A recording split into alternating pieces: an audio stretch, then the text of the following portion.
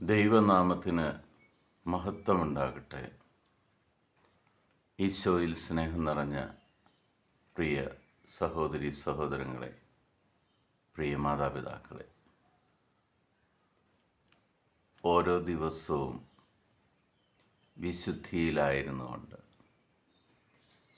എല്ലാ പാപസാഹചര്യങ്ങളെയും ഒഴിവാക്കിക്കൊണ്ട് നമ്മളെ തന്നെ ഉപവാസത്തിലും നോമ്പിലൂടെ വിശുദ്ധീകരിക്കുന്ന ഈ ദിനങ്ങളിൽ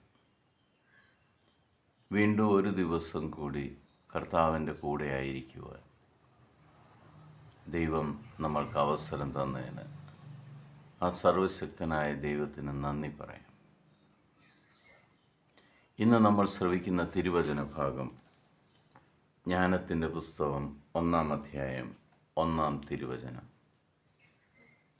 ഭൂപാലകരെ, നീതിയെ സ്നേഹിക്കുവിൻ, കളങ്കമന്യേ കർത്താവിനെക്കുറിച്ച് ധ്യാനിക്കുവിൻ, നിഷ്കളങ്കതയോടെ അവിടുത്തെ അന്വേഷിക്കുവിൻ.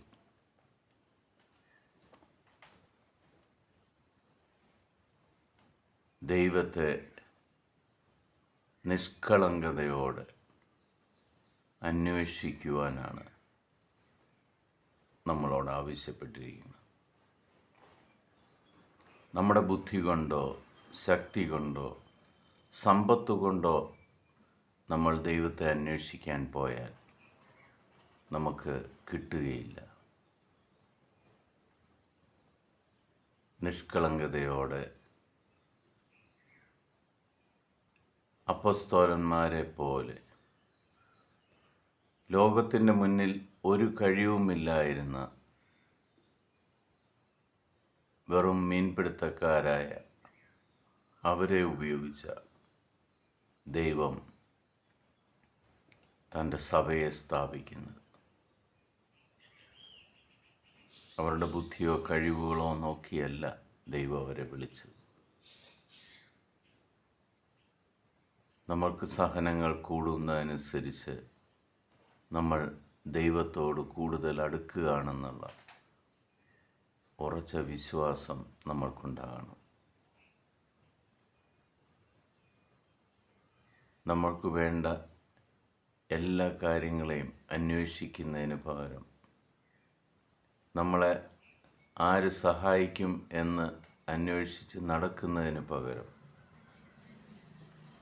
നിന്നെ സഹായിക്കുവാനും നിന്നെ അനുഗ്രഹിക്കുവാനും നിന്നെ മുന്നോട്ട് നടത്തുവാനും കഴിവുള്ളവനായ, ആകാശവും ഭൂമിയും സൃഷ്ടിച്ചവനായ, അബ്രാഹത്തിൻ്റെയും ഇസഹാക്കിനെയും യാക്കോബിനെയും ഈ ഭൂമിയിൽ സമൃദ്ധിയായിട്ട് അനുഗ്രഹിച്ച് മുന്നോട്ട് നയിച്ചവനായ